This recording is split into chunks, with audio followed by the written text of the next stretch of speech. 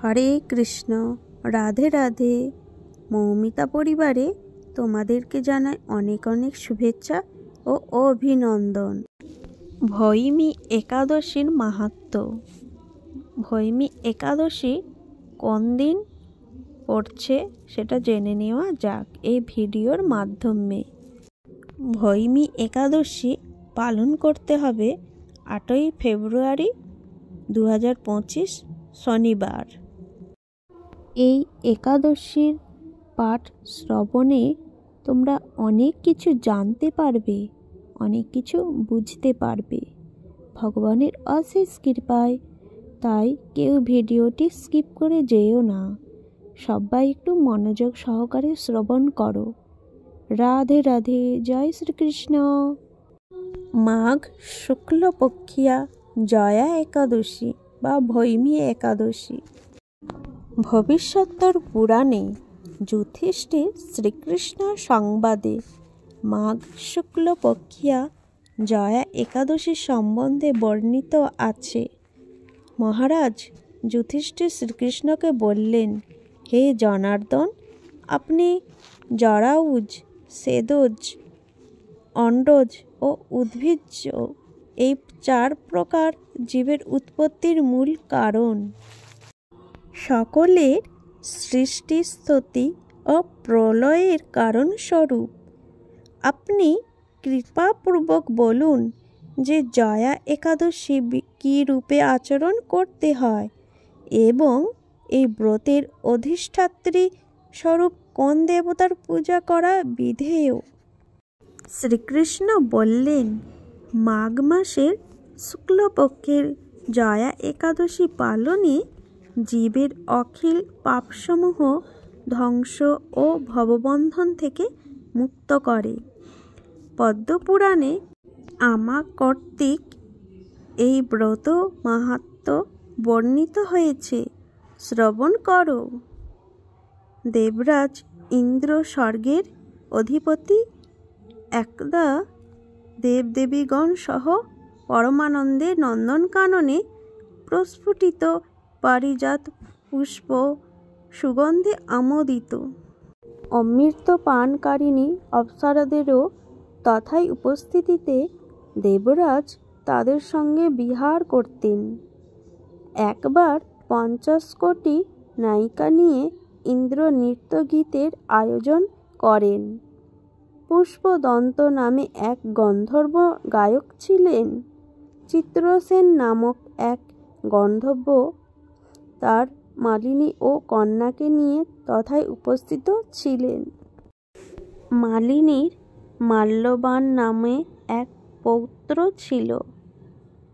পুষ্পবতী নাম্নী এক গান্ধর্বী পৌত্র মাল্যবানের উপর মোহিত হয়ে পড়ল। পুষ্পবতী নৃত্য গীতে, অঙ্গ ভঙ্গিমা ও কটাক্ষ দৃষ্টিপাতে এবং ভুজোদ্দয় দ্বারা আকর্ষণে মাল্যবানকে বশীভূত করেছিল। উভয়ের সংযোগবশত কামদেবের কামবাণে দগ্ধীভূত হয়ে ইন্দ্র কর্তৃক আয়োজিত নৃত্য গীত অনুষ্ঠানের গান ও তাল ভঙ্গ করায় ইন্দ্র তাদের মানসিক অবস্থা বুঝতে পেরে নিজেকে অপমানিত বোধ করে অভিশাপ প্রদান করলেন। তোরা দুজনে স্ত্রী পুরুষ রূপে পিশাচ জন্ম লাভ করে মর্তলোকে কর্মফল ভোগ কর।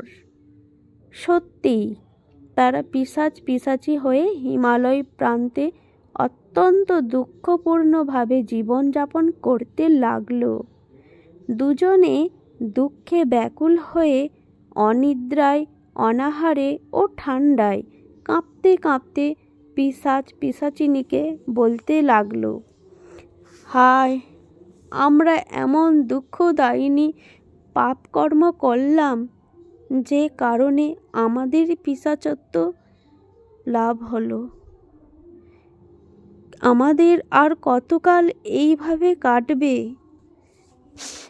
এমন অবস্থায় দেখতে দেখতে মাঘ মাসের শুক্লপক্ষিয়া জয়া নাম্নী একাদশী এসে উপস্থিত। তারা উভয়েই ওই দিন অজ্ঞাতসারে অনাহারে দিন যাপন করেছিল। ক্ষুধা থাকা সত্ত্বেও কোনো প্রাণী ও ফলমূল গ্রহণের সুযোগ তারা করতে পারেনি। দুঃখপূর্ণ হৃদয়ে সারা রাত বনের মধ্যে এক পিপল বৃক্ষের নিম্নে অনিদ্রায় জেগে থাকতে হলো। হে রাজন, এই প্রকারে তাদের জয়া একাদশী পালন হয়। এই বিষ্ণুব্রত পালনে তারা পিশাচত্ব হতে মুক্তিলাভ করে এবং এই অজ্ঞাত সুকৃতি ফলে উভয়েই পূর্বদেহ ফিরে পেয়ে দিব্য বিমান যোগে দেবরাজ ইন্দ্রের নিকটে পৌঁছে প্রণাম জানালো।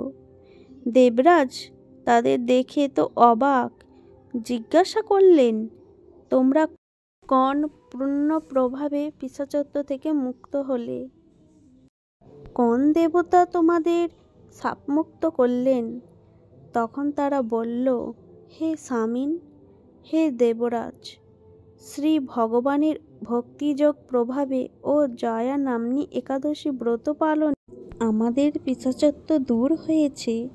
তাদের কথা শ্রবণ করে দেবরাজ ইন্দ্র বললেন, ভগবান শ্রী বিষ্ণুতে যাদের ভক্তির উদয় এবং হরিবাসর ব্রতাদি পালন যারা করেন তারা আমার পূজ্য ও প্রণম্য, সুতরাং তোমরাও আমার প্রণম্য। তোমার সহধর্মিণী পরমা ভাগ্যবতী। তোমরা উভয়ে এখানে স্বেচ্ছায় সুখে বিহার করবে।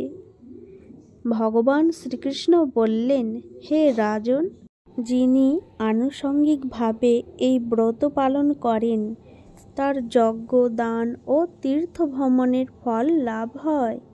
শ্রদ্ধাযুক্তভাবে ভগবদ প্রীত্যর্থীদের এই ব্রত আচরণে বৈকুণ্ঠ লোক লাভ হয়। ব্রত মাহাত্ম্য পাঠ এখানেই শেষ করলাম। এবারে বলা যাক একাদশীর পারণের সময় একটু জেনে নাও। পরের দিন একাদশীর পারণ সকাল 6:17 থেকে 9:57 মধ্যে। এই টাইমের মধ্যে সকলেই পারণটা করে নেবে অবশ্যই। একাদশীর যেমন খুবই গুরুত্বপূর্ণ, তেমনি একাদশীর পারণ অনেক গুরুত্বপূর্ণ। অবশ্যই এই টাইমের মধ্যে পারণটা সকলেই করে নিও। রাধে রাধে, জয় শ্রীকৃষ্ণ। ভিডিওটি ভালো লাগলে অবশ্যই একটি লাইক দিও এবং চ্যানেলটির পাশে থেকো। নতুন বন্ধুরা সাবস্ক্রাইব করে দিও আর কমেন্টে জানিও। জয় শ্রীকৃষ্ণ।